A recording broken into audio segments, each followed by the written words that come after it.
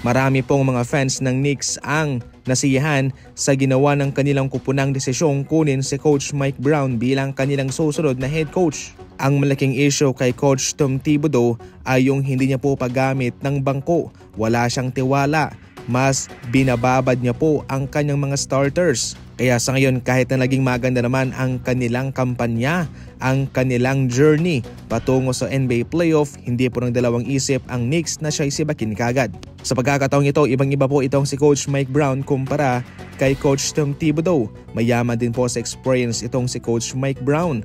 Galing sa Cleveland Cavaliers, Los Angeles Lakers, Golden State Warriors at yung pinaka-recent lang ay sa Sacramento Kings. Sa kanyang unang season, binasag niya kaagad ang playoff drought ng Kings at nakapunta sa playoff for the first time sa loob ng 16 years. Si Coach Mike Brown ay kilalang defensive coach din sa Cavaliers na pangunahan niya ang kanyang team sa 66-16 NBA record noong 2009. Nagkaroon din siya ng crucial na papel para gawing defensive wall ang Golden State Warriors sa kanilang dynasty run. Jackpot na nga at nakuha ng Kings ang tamang coach para sa kanila.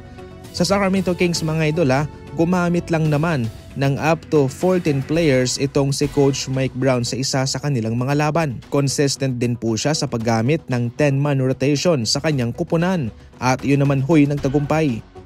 Samantala, developing story po ito mga idol. Itong si LeBron James ay desidido nang umalis sa Los Angeles Lakers kung kinakailangan man.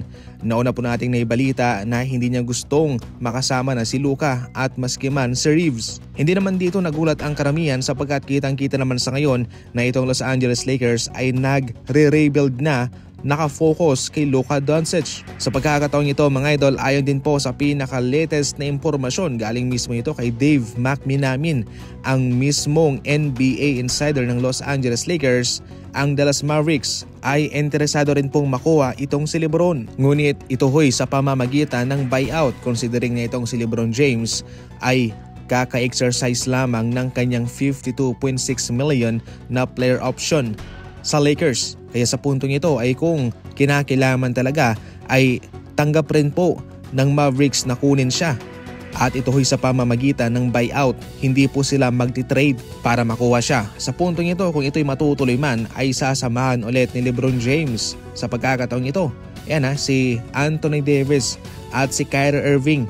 Magkakaroon po siya ng reunion sa kanyang dalawang former teammates. Ngunit ito ho'y malaking suntok para sa dignidad nitong si LeBron na sasama siya sa isang malakas na Dallas Mavericks. Sasama siya sa isang kupunan kung saan doon mismo itinapon ng Los Angeles Lakers si Anthony Davis. Kung pag-uusapan lang yung pagiging professional, walang problema dyan. Magagawa po ni LeBron kung ano ang kanyang gusto. Pero kung pag-uusapan yung pride, yung ego, yung dignidad mo, ang pagpunta sa Dallas Mavericks ay hindi isang magandang desisyon.